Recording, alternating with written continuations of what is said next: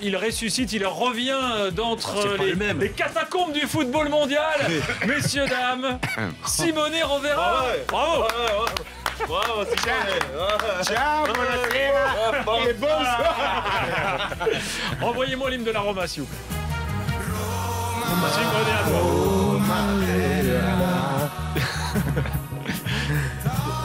Quoi, tu le connais pas? Mais non, je suis trop ému là pour chanter. Mettez pas ça, il va chialer là, il va chialer. C'est beau. Il faut dire que ce soir, Dzeko a fait un match extraordinaire, de vraiment un des meilleurs avant-centres du monde. Et il a été déterminant. Et encore quoi dire des joueurs. Et moi, je l'ai dit combien de fois dans la saison, j'ai parlé de Daniele De Rossi, vieillissant. Daniele De Rossi qui, même avec la sélection italienne, n'arrivait plus.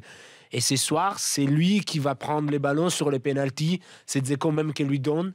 C'était un match important pour De Rossi. Ce soir, il a rejoint Totti dans les numéros de présence en Ligue des Champions avec le maillot de la Roma. Donc, il devient à égal d'une légende. Il fait quelque chose de légendaire que Francesco Totti n'avait jamais réussi à faire. C'est d'amener la Roma en demi-finale de Ligue des Champions. C'est toujours pareil, tu peux remplacer Roberto par Dembélé, mais Dembélé aurait fait beaucoup d'efforts défensifs, sachant qu'ils n'arrivaient pas à avoir la maîtrise du jeu, les Barcelonais.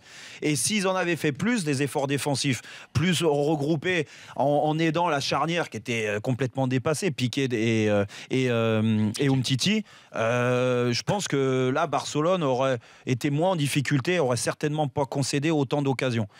Donc après, tu peux toujours changer. Je pense que le 4-4-2, c'est pas une erreur de la part de Valverde. De toute façon, il fait ça depuis le début. Aujourd'hui, il faut pas tout remettre en question non plus. S'ils sont leaders de la Liga invaincus, c'est le seul club qui est invaincu aujourd'hui en Europe.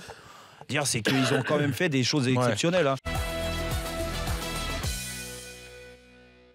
Globalement, tu peux retourner le truc un peu tactiquement, bien, pas bien, machin. Ce qui ressort encore une fois assez vite, c'est que en dehors de ce début de match un peu tonitruant où en ayant marqué si vite, on s'est dit bon bah pourquoi pas, hein, finalement ils vont peut-être réussir. Hein, c'est que très vite on les a sentis émoussés quoi. Et cette sensation-là, on l'a eu samedi, on l'a depuis quelques semaines maintenant. Je pense que ça se joue. La Ligue des Champions à ce niveau-là.